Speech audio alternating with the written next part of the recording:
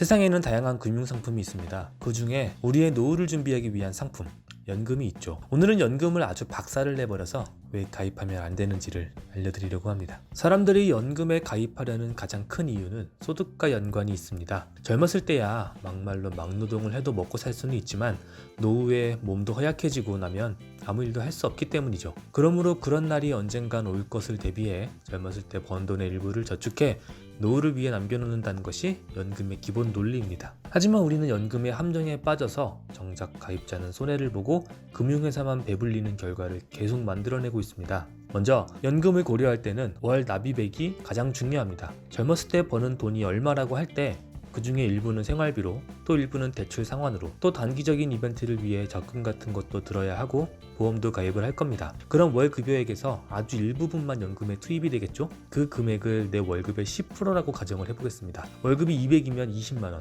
500이면 50만원이겠네요. 자, 이렇게 30년 동안 불입하면 그래도 꽤 목돈이 되지 않겠는가? 계산은 해보셨나요? 안 해보셨을 것 같아서 이번에 한번 해보죠. 월 20만원씩 1년이면 240만원입니다. 10년이면 2400만원이고 30년이면 7200만원이 되겠네요.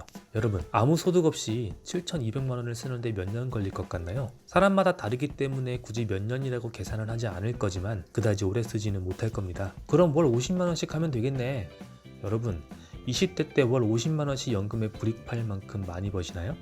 그리고 월 50이면 뭐가 좀 달라질 것 같은가요? 그래서 한번 해보죠. 월 50씩 1년이면 600만원입니다. 10년이면 6천만원이고 30년이면 1억 8천만원입니다. 자, 1억 8천이면 그래도 좀 나아 보이죠? 근데 20대 때 월 50만원씩 연금을 부을 수 있는 사람은 기본적으로 높은 소득을 버는 라이프 스타일이 있을 겁니다. 젊어서부터 골프도 치고 각종 사교 모임도 하고 살던 사람이 갑자기 은퇴하고 집에서 책만 읽고 산책만 하고 살 수 있을까요? 오히려 삶의 만족도가 확 떨어져서 급격한 우울감에 빠질 가능성이 높습니다. 월 불입액이라는 것은 상대적 소득의 일정 부분을 떼어놓는 것이기 때문에 누구에게나 적은 금액입니다. 이것이 첫 번째 함정입니다. 그럼 두 번째 함정을 보도록 하죠. 1번의 경우는 이자를 감안하지 않고 원금으로만 계산을 한 수치입니다. 그래서 아마 몇몇 분들은 멍청한 자식, 이자는 계산 안 해?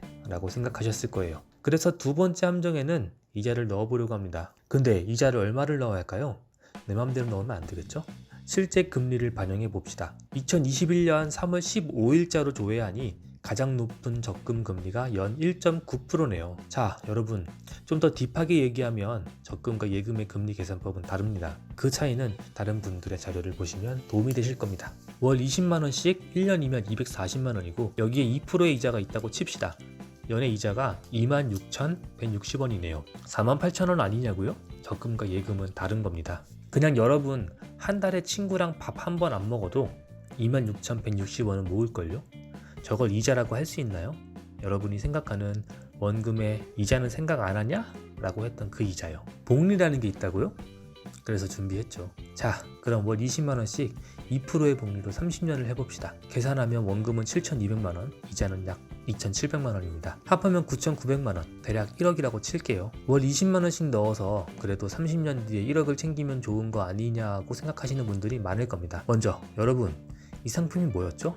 네, 연금입니다. 여러분이 60살에 은퇴하면 거의 20-30년 동안 이제 1억 가지고 살아야 한다는 말입니다. 그럼 20년만 산다고 칩시다. 1년에 500만원만 써야 20년 동안 1억을 쓸 수 있습니다. 1년에 500만원 살 수 있으세요? 그리고 혹시라도 내가 20년보다 더 살면 나이 80 먹고 돈 한 푼 없는데 무슨 수를 더 살 수 있으세요? 두 번째 함정은 금리의 함정입니다. 요즘 금리로는 여러분이 생각하는 원금에 이자를 더한다는 계산이 먹히지 않습니다. 세 번째 함정은 물가 상승률입니다. 좋아요. 30년 뒤에 1억이 됐다고 칠게요. 매우 부족하지만 그래도 큰 돈이니까요. 근데 30년 뒤에 1억이 지금 1억과 같을까요? 이 영상을 보시는 분들 중 30살이 넘으신 분들은 잘 생각해보세요.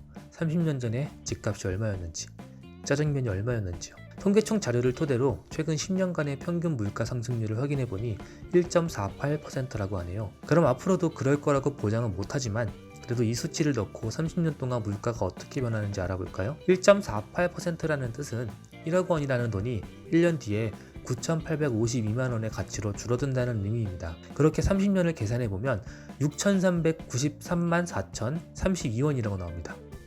에? 아니, 난 분명 7,200만원을 냈어요, 원금을.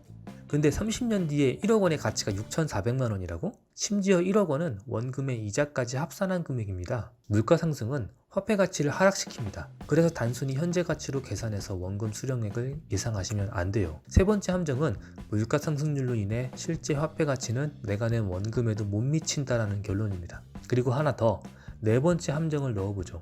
바로 세금입니다. 연금에도 세금이 있다는 걸 알고 계셨나요? 내가 넣었는데 받을 때 세금을 떼고 받아야 합니다. 심지어 연금으로 인한 세금은 어마어마합니다. 수령할 당시의 소득 수준에 따라 세율이 변동하긴 하지만 최저 3%대에서 최대 38%까지 낼 수가 있습니다. 최저라고 계산해도 3%인데요. 6,400만 원에서 3%가 세금이라는 소리입니다.